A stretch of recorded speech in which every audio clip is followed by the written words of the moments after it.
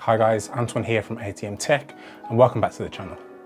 Today we've got a pretty underrated but important phone for Samsung, the Galaxy A71. The A71 sits atop the Samsung A range, A standing for Alpha, but really it should stand for affordable. Traditionally, the A range was just cheap Samsungs, and the gap between those and the S range was normally quite huge. But with the current generation of A range devices, that gap is definitely getting smaller. But before we get into that, the intro.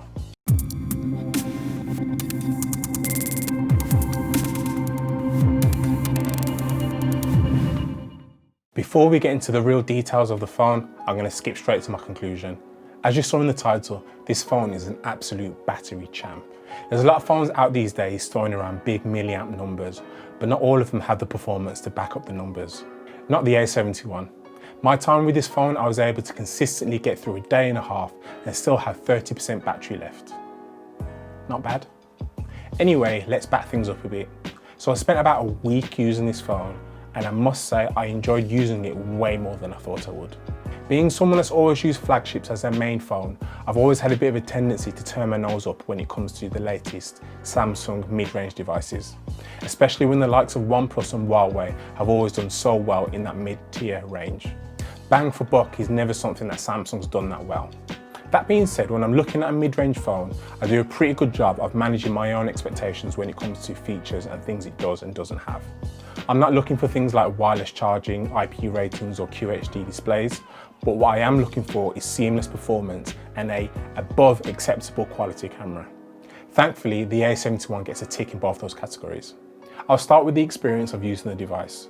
So the Samsung A71 has a Snapdragon 730 processor, and honestly, I wasn't expecting much from it, but everything just worked. Apps would always open up quickly, I could rapidly switch between apps and the phone would just keep up. RAM management was also excellent. So the A71 only has 6GB of RAM, but I could be multitasking on the fly, and whenever I went back to my apps, they would routinely be open pretty much each and every time. In the past, when I've been using mid-rangers, this has always been one area that's reminded me that I am using a mid-range phone and has had me itching to get back to a flagship. Since we're talking about spec, here's a quick snapshot of the specs. Feel free to pause the video to have a quick look. When I had a look at the spec, I seriously thought Samsung could have potentially got away with calling this an S device. Almost. The camera is another area that definitely exceeded my expectations. We have a typical 2020 multi-camera module on the back with 64 megapixel regular wide, 12 megapixel ultra wide, a 5 megapixel macro and a 5 megapixel depth camera. On the front we have a single 32 megapixel selfie hole punch camera. The 64 megapixel regular wide camera and the 5 megapixel macro camera were definitely the most interesting and the ones worth talking about the most. So the main camera puts out good natural images, more saturated than the likes of, say, an iPhone, but less saturated than the reputation that Samsung has gotten for themselves over the years. I mentioned earlier that the sensor is 64 megapixels, but by default it puts out 16 megapixel images, and that's due to something called pixel binning. The short version of this is that the sensor takes a grid of nearby pixels, in this case 4, merges them together to create one larger pixel. The benefit of this is to give you better low light performance and better dynamic range and blah blah blah. The only reason why I point all this out is that if you want to take the maximum resolution 64 megapixel photo, you need to select this option manually. Now when you change to the 64 megapixel mode, don't be fooled into thinking that you're instantly going to get better images, because you're not. Without pixel peeping, I couldn't even really tell the difference between 16 megapixels and 64 megapixels. So when you consider the low light benefits you get when you take the 16 megapixel photos instead, it's almost never worth changing to the 64 megapixel mode. Here's a quick low light comparison. As you can see, there's considerably more noise in the 64 megapixel image. Let's move on to the other interesting camera, the 5 megapixel macro. Now these seem to be becoming a bit of a trend when it comes to mid-range devices, but this is my first time getting to spend any decent amount of time with one. If you don't already know, macro is a special type of lens that lets you focus really close to the subject.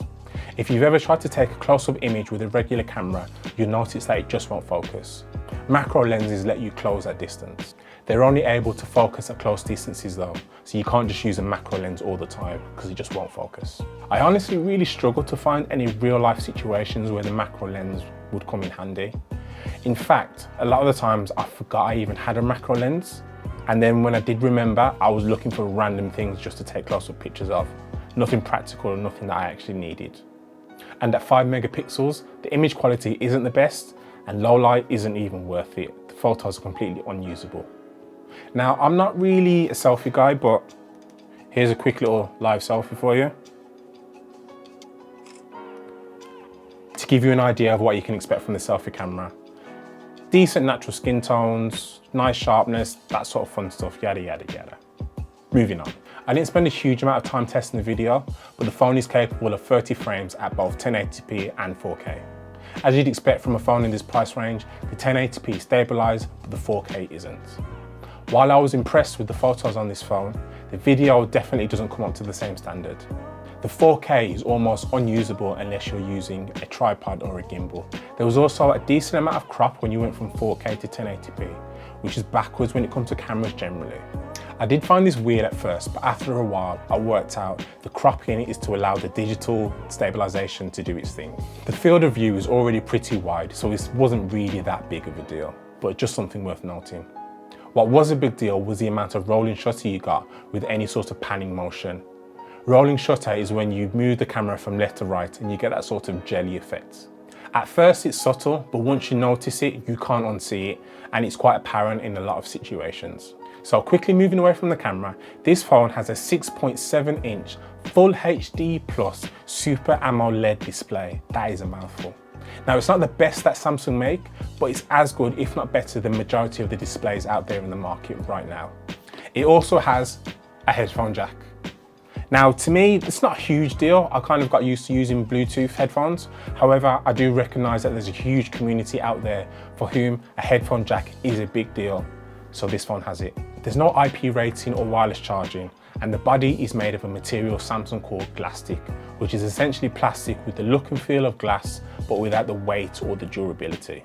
Samsung did incorporate an in-screen optical fingerprint scanner on this phone, which is okay. It had a decent success rate, but when it was successful, in my opinion, it's quite slow.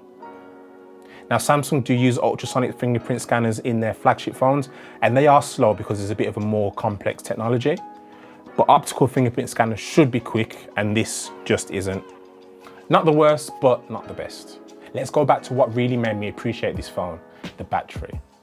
The A71 has a 4,500 milliamp battery, which by any standards is huge, and the performance definitely lives up to the numbers. The funny thing is, the battery was so good, it actually kept on dying on me.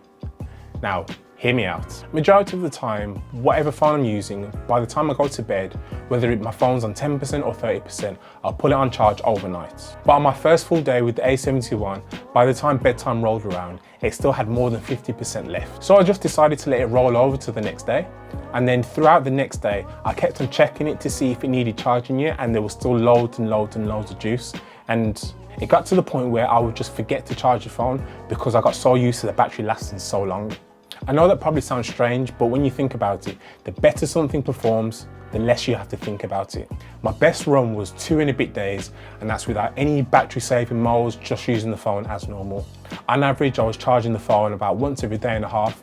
By the time I was plugging it in, it still had about 30% left. Speaking of charging, the A71 does support Samsung's super fast 25 watt charging, which is good for about 55% battery in about 30 minutes. So as I wrap this up, who is this phone for? I think Samsung definitely did a great job of making this phone a step above their previous mid-range offerings. If not for the plastic, this phone could easily pass for a flagship, no problem.